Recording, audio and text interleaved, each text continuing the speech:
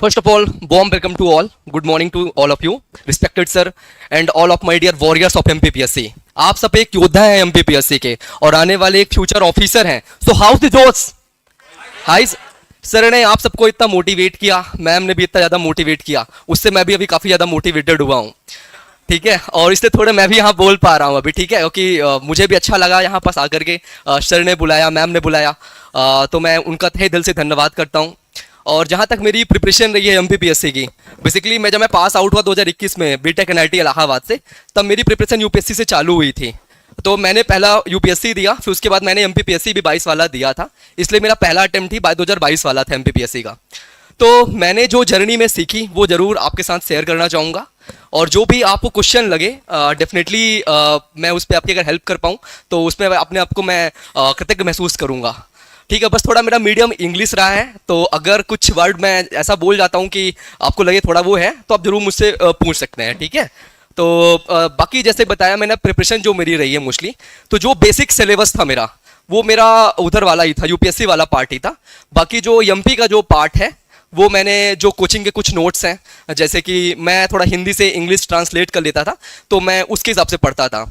उसके बाद जो मेरी मेंस की रणनीति रही है, मेंस से मेरे पास केवल 2 महीने टाइम थे, क्योंकि मेरा UPSC का मेंस 2023 वाला था. तो मैंने क्या किया कि जब मैं यहाँ पे आया तो मैंने क्या किया, मैंने बुक्स उठाई जो भी मार्केट में अवेलेबल थी, पर मैंने एक चीज़ पे फोकस किया कि मुझे केवल एक ही नोट्स ही उठाने हैं. नहीं कि मैंने अगर इससे पढ़ लिया तो मैं दोबारा आप किसी, जैसे सर ने कहा कि हमें ज़्यादा सोर्स के पीछे नहीं भागना है, हमें एक ही सोर्स पे स्टिक रहना. पहले तो हमें आइडेंटिफाई करना है कि वो सोर्स बहुत ही हॉलिस्टिक होना चाहिए. ठीक है, तो हमें पहला यही करना है कि वो बहुत ही हॉलिस्टिक होना चाहिए. उसके बाद ही हमें उस पर रिलाई करना है. हमें अपने सीनियर से पूछ लेना है, हमें जो सेलेक्टेड हो चुके हैं उनसे पूछ लेना है कि मतलब कौन सा सोर्स ज़्यादा अच्छा है, कौन सी कोचिंग के मटेरियल ज़्यादा अच्छे हैं. उसके बाद ही हमें उस पर रिलाई होना है और उसे पढ़ना है. उसके शॉर्ट नोट्स बनाना बहुत ज़्यादा ज़रूरी है. एक सबसे इंपॉर्टेंट क्वेश्चन जो आता है यहाँ पास कि मेंस आंसर राइटिंग कैसे की जाए, तो एक हमारे सर कहा करते थे कि perfection is the enemy of progress. कभी भी आप परफेक्ट बनने की कोशिश मत करिए. शुरू पे जब हम कोशिश करते हैं कि हम सोचते हैं शुरू से ही परफेक्ट बन जाएं, तो नहीं, हमें प्रोग्रेस पे ध्यान देना चाहिए. जैसे मैम ने बहुत अच्छी बात कही थी कि मैं शुरू पे नीचे आती थी, नहीं कि 140 135 नंबर पे आती थी, फिर धीरे धीरे करके ये करेगी. तो वही चीज़ हमें भी अपनाना होगा, तभी हम आगे आ पाएंगे. और एक चीज़ जो हमेशा इंपॉर्टेंट है, सर ने भी कहा कंसिस्टेंसी. कंसिस्टेंसी कहते हैं, consistency is hard to find and harder to follow. Consistency maintain करके रख पाना बहुत ज़्यादा जरूरी हो जाता है. जिस सर ने काफ़ी डिस्ट्रैक्शंस हैं, तो बिल्कुल है ही. आज के ज़माने में जितने ज़्यादा रिसोर्स अवेलेबल हैं, जितने ज़्यादा चीज़ें अवेलेबल है, सोशल मीडिया अवेलेबल है, तो आपके पास कंटेंट की इतनी ज़्यादा वो हो गई है, मतलब इतना ज़्यादा मात्रा में अवेलेबल हो गया है कि उन्हें कंसाइज कर पाना, उन्हें शॉर्ट नोट्स में कन्वर्ट कर पाना एक बहुत ही टीडियस टास्क हो जाता है. तो वो ज़रूरी है. आप जैसे यहाँ सर ने जैसे कोचिंग से आप पढ़ेंगे, जो भी नोट्स बनवाए जाएंगे बिल्कुल प्रॉपरली उन्हें थरोली पढ़िए और कोशिश करिए कि उसे फिर थोड़ा शॉर्ट नोट्स में कन्वर्ट किया जा सके. जैसे सर ने कहा कि लास्ट में ना, जब आप रिवीजन करने के लिए जाओगे लास्ट के डेज में, जो आपके मेंस चल रहे होंगे, उसके पास आपके पास कम से कम 50 पेज का नोट्स होना चाहिए ओनली, जहाँ दैट कि 500 पेजेस के आपके पास नोट्स होने चाहिए. ठीक है, ये हो गया. फिर एक जो हमारी बड़ी बात होती है कि हमें बिलीफ सिस्टम डेवलप करना पड़ेगा.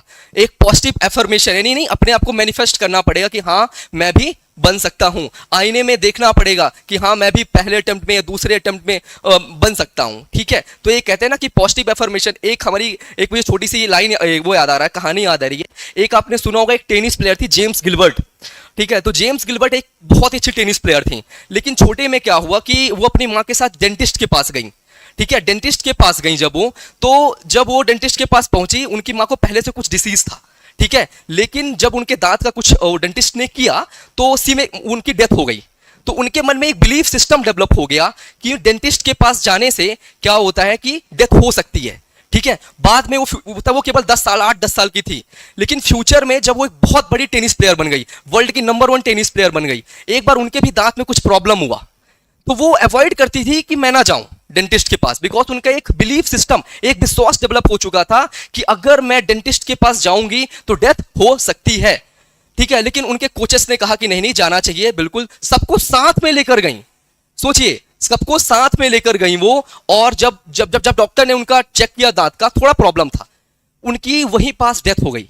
ये क्या शो करता है कि मतलब तब एक न्यूज़पेपर में छपा था कि अ 40-ईयर स्टार टेनिस प्लेयर में डाइड ड्यू टू बिलीव, मतलब वो अपने विश्वास की वजह से डेथ हुई थी, ना कि कोई प्रॉब्लम थी। इसी तरह अगर आप एक विश्वास जगा लेते हैं अपने मन में कि नहीं मैं तो पहले अटेम्प्ट में ही या तो दूसरे जो भी अटेम्प्ट है ये तो मेरा लास्ट अटेम्प्ट है, मैं इसी पे ही अच्छा कर जाऊंगा, डेफिनेटली आप अच्छा कर जाएंगे, है कि नहीं। और कहते हैं ना कि चैंपियन वो नहीं होता जो मेडल लाता है, चैंपियन वो नहीं होता जो मेडल लाता है, चैंपियन वो होता है जो कोशिश करना नहीं छोड़ता है कि नहीं। जैसे एग्जांपल, बहुत बेस्ट एग्जांपल है विराट कोहली, वो अपनी कैप्टनसी में एक भी मतलब मोस्टली मतलब वो नहीं लाए, अपने खुद से मतलब ट्रॉफीज नहीं जीत पाए, पर देखिए कितना बंदे में कम बैक करने की ताकत है कि नहीं, वो कितने अच्छे से कम बैक कर पाते हैं, उसकी वजह से वो जाने जाते हैं।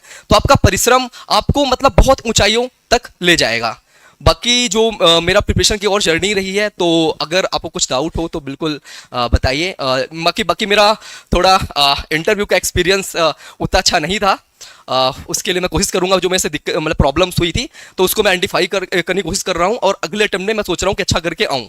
बाकी क्या है कि मेंस ही आपका है जो कि आपको एज दिला सकता है, ठीक है, मतलब मेंस ही आपको अच्छा करना पड़ेगा। और मैं जैसे कि यहाँ पे आया, सर से पहले भी मिल चुका हूँ मैं, मुझे बहुत अच्छा लगा। तो सर ने एक बात मैं सर के लिए कहना चाहूंगा, जैसे कुछ लोग ना केवल सलाह देते हैं, पर सर जो है वो साथ देते हैं, है कि नहीं। जैसे कि अगर तो मैं होप करता हूं कि चैंपियन स्क्वायर एक ऐसा संस्था बन के आएगी जो एडवाइस ना दे करके साथ भी देगी। जैसे सपोज अगर आप पानी में डूब रहे हैं, ठीक है, और मैं केवल सलाह दूं आपको कि यार आ जाओ, पैर ऐसे मारो, हाथ ऐसे मारो, तो उससे तो आप डूब जाओगे, ठीक है। लेकिन अगर मैं अपना हाथ दे दूं आपको तो आप बाहर आ जाओगे, है कि नहीं। तो हमें मतलब बिल्कुल सर से मुझे मिलकर अच्छा लगा कि सर साथ देने की बात करते हैं, केवल सलाह की बात नहीं करते हैं। तो मैं होप करता हूं कि चैंपियन स्क्वायर आगे चल के एक रेपुटेड कोचिंग संस्था बनेगी, और सर का उसमें और मैम का जितनी फैकल्टीज हैं उनका काफी बड़ा योगदान रहेगा। बाकी जो आपके डाउट्स हैं मेंस के रिगार्डिंग, प्रीलिम्स के रिगार्डिंग, तो जो भी मैं हो पाएगा मैं डेफिनेटली एड्रेस करने की कोशिश करूंगा। तो कुछ भी डाउट हो, कुछ डेफिनेटली कुछ भी अगर आपको लगे तो पूछ सकते हैं आप, मतलब कि नोट्स कैसे बनानी है, आंसर राइटिंग कैसे करनी है, उसके रिगार्डिंग मैं आपकी थोड़ा बहुत मदद तो कर ही सकता हूँ, मतलब हाँ। तो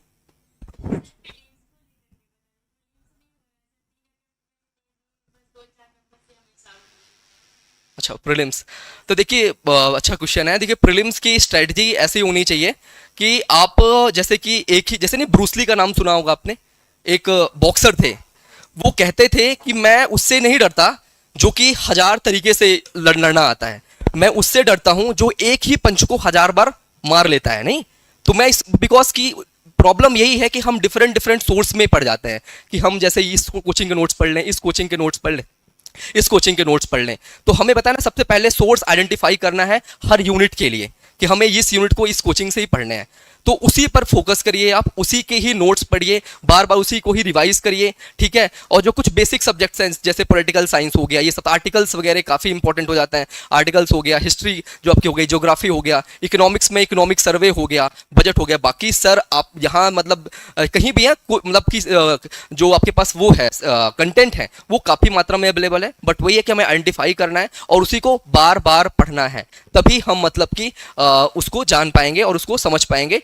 और टेस्ट सीरीज जरूर लगा लीजिएगा एट लास्ट पे एक बार, तो कम से कम 25-30 टेस्ट का एक आपको एक्सपीरियंस होना चाहिए। और मैं कहूँगा मेंस के लिए तो टेस्ट सीरीज बहुत ज़्यादा इंपॉर्टेंट है। सर ने काफ़ी अच्छी बात कही कि हम रोज डेली आंसर राइटिंग प्रैक्टिस कराएंगे, तो एक बहुत अच्छी बात है, बहुत अच्छा एक इनिशिएटिव है जिससे हम रोज सीख पाएंगे कि लिखना कैसे है, बिकॉज मेंस ही है जो हमें रैंक तक लाएगा, बाकी फिर इंटरव्यू है जो आपको ऊपर रैंक में ले जाएगा, ठीक है। तो यही बात है, तो प्रीलिम्स के लिए यही एक सजेशन मेरा थोड़ा है। और कोई किसी कोई क्वेश्चंस है? अच्छा, बिल्कुल। तो देखिए सर ने अभी दिखाए थे ना, सिनॉप्सिस दिखाई थी। हमें क्या करना है, पढ़ना तो पूरा है होलिस्टिक, जो भी बुक्स में दिए हुए हैं या तो जो भी कोचिंग्स में पढ़ाया जा रहा है, उसे फिर हमें ना 5 बार पढ़ लेना है, 4-5 बार लगातार, ठीक है। अब जब 5 बार पढ़ लिए तो हमें आइडेंटिफाई हो गया कि इसमें ये पॉइंट इंपॉर्टेंट है। आपको पता है कि हमारे पास कुछ ही लाइंस वहाँ अवेलेबल हैं, 7 नंबर पे 9 या 10 लाइन है कि नहीं। तो हमें केवल 6, 7, 8, 10 पॉइंट ही बस की पॉइंट्स लिख लेने हैं, ताकि हम जब एग्जाम के एक दिन पहले की बात आए तो हम उसे रिवाइज करके जा सके उन की पॉइंट्स को ही, rather than that कि हम पूरा पढ़ के जाएं। पूरा हम तब पढ़ेंगे जब तक एग्जाम नहीं आया रहता है, और फिर हमारे पास वो नोट्स अवेलेबल होने चाहिए। उस पर थोड़ा थोड़ा गैप छोड़ के जरूर रख लिया करिए, ताकि फ्यूचर में जब कभी उसमें कुछ ऐड करना पड़े, डाटा ऐड करना पड़े, कुछ कमिटीज के नाम ऐड करने पड़े, कुछ कमीशन, कुछ आयोग के नाम ऐड करने पड़े, कुछ कोटेशंस जैसे होते हैं, सदवाक्य होते हैं, तो उसे भी ऐड कर सके, उसके लिए इंपॉर्टेंट है कुछ लाइन्स वापस छोड़ के रख लें। बाकी आपके शॉर्ट नोट्स अगर एक बार तैयार हो गए तो फिर आपकी प्रिपरेशन ना, जैसे आपका मैं सपोज इस अटेम्प्ट में नहीं हुआ तो अगले अटेम्प्ट में आपके पास 1 महीने का भी अगर टाइम रहा ना तो आप उसे कर जाएंगे। तो इसलिए मैं कहता हूं कि शॉर्ट नोट्स बहुत ज्यादा जरूरी हो जाते हैं लास्ट मिनट रिवीजन के लिए। और किसी को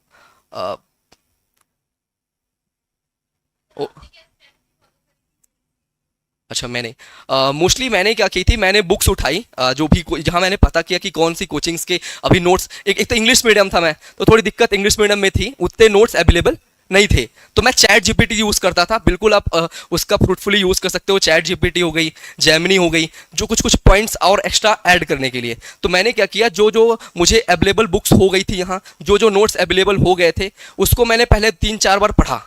उसके बाद मैंने बताया कि मैंने अगर 100 पेज है तो उसको मैं 5-6 पेज में नोट्स बना लेता था, नहीं 6-7 पेज में, मतलब बस ऐसे लाइन खींचता था, छोटे छोटे करके लिख लेता था वो केवल। और एक बात और है, मेंस के लिए ना आपको वो याद करने पड़ेंगे, नहीं निमोनिक्स होते हैं, नहीं निमोनिक्स अपन कुछ भी बना लेते हैं, छोटा करके बना लेते हैं, तो वो चीज़ें बहुत ज़्यादा जरूरी है। जितनी फनी बनाएंगे ना आप, जितना थोड़ा मजाकिया ढंग का बनाएंगे तो उतना अच्छा याद हो जाता है वो। और बाकी फिर आंसर राइटिंग तो करनी ही पड़ेगी। मेंस आप पर डे कम से कम 15 से 20 पेज लिखना है, खुद से ही जो पढ़ रहे हैं ना उसी को ही लिखिए, मतलब कि अपने कॉपीज में लिखिए, रफ ले लीजिए, रफ पर उसे लगातार लिखते रहिए, ताकि आपकी स्पीड और आपका एक होता है ना मसल पावर होता है, माइंड का एक भी मसल पावर होता है। जब आप लगातार करते रहेंगे तो जो आपका ये माइंड है और जो आपका हैंड है उसका एक कोऑर्डिनेशन स्टेबलाइज हो जाएगा, उसके बाद आपको लिखने में भी उतनी दिक्कत नहीं होगी। और सबसे मुद्दे की बात यह है कि आपका पेपर कंप्लीट होना चाहिए, ताकि जो आपसे आ रहा है वो छूट ना पाए। बाकी स्ट्रेटजी आपकी कोई भी हो सकती है, या तो आप पहले जैसे 2 नंबर अटेम्प्ट करते हैं, फिर कुछ लोग 10 नंबर अटेम्प्ट करते हैं, फिर 7 नंबर अटेम्प्ट करते हैं, अब आपकी मर्जी है। तो मैं तो हमेशा लाइन से अटेम्प्ट करता था, 2 फिर 7 फिर 10, है ना। तो उससे मुझे कहना कि एक नॉलेज मिल जाता था, बिकॉज 7 नंबर वाला क्वेश्चन होता है उस पर 10 क्वेश्चन रहते हैं। अब 10 क्वेश्चन जब रहते हैं वहां पास, तो मुझे 10 टाइप से क्वेश्चन देखने को मिल गए, और वहां 15 प्रकार के 2-2 नंबर वाले देखने को मिल गए। तो होलिस्टिकली जब मैं 10 वाला लिखता था तो मेरे मन में कई सारे कंटेंट अपने आप और जनरेट हो जाते थे। और बाकी सबकी अपनी अपनी स्ट्रेटजीज है, पर मेरी स्ट्रेटजी मतलब यही रही है, मतलब की। और इंटरव्यू के रिगार्डिंग यही है कि थोड़ा पर्सनालिटी पे भी ध्यान देते रहें, और चीज़ों में भी जो एक्स्ट्रा करिकुलर एक्टिविटीज़ होती हैं उस पर भी थोड़ा ध्यान मतलब रखना चाहिए। अदर जैसे हॉबीज़ पे आपको काम कर लेनी चाहिए, ठीक है। और भी जो चीज़ें हैं, जैसे कि आपका जैसे कि जो आपका ग्रेजुएशन रहा है उस पर काम कर लेना चाहिए। और कुछ चीज़ों पे और भी ध्यान वो तो सर बताएंगे बेटर ही एट लास्ट की, और किन चीज़ों पे ही ध्यान रखना है। तो वो सारी चीज़ों पर अगर ध्यान रख लिया जाए तो अच्छा रहता है और भी कॉन्फिडेंट फील करता है। देखिए, कॉन्फिडेंस के लिए सक्सेस जरूरी नहीं है, कॉन्फिडेंस हमें सक्सेस नहीं दिलाती है, हमें कॉन्फिडेंस अपने सर्वाइविंग फेलियर से आता है। क्योंकि जिस सिचुएशन से हम पढ़ रहे हैं, हम गुजर रहे हैं, इतना फिजिकल ट्रॉमा है, मेंटल ट्रॉमा है कि नहीं, वो जो सिचुएशंस है ना वो हमें कॉन्फिडेंस देती है कि यार अगर मैं उस सिचुएशन में अगर सर्वाइव कर गया तो फिर मैं सर्वाइव कर जाऊंगा, और वो हमें बाद में चल के कॉन्फिडेंस देती है कि नहीं। और हमारी जो जिंदगी है ना वो बाइसिकल के जो हमारी प्रिपरेशन है वो बाइसिकल की तरह है, अगर हम चलते रहेंगे तो बैलेंस बना रहेगा। उसी तरह प्रिपरेशन है, अगर हम लगातार कंसिस्टेंटली एफर्ट डालते रहेंगे तो हमारा एक जर्नी बनी रहेगी। जैसे ही हम जैसे साइकिल में पैडल मारना बंद कर देते हैं तो हम गिर जाते हैं, सेम यहाँ भी प्रिपरेशन के साथ है। एक बार अगर आपने थोड़ा ब्रेक दे दिया तो फिर उसे कैचअप कर पाना, है ना, उस मोमेंटम में आ पाना थोड़ा मुश्किल हो जाता है। बाकी ऑल द बेस्ट, और फिर होप करेंगे कि आप सबको फ्यूचर में जरूर नरोन्ना एकेडमी में देखने का मौका मिले, and best wishes to all of you. Thank you sir.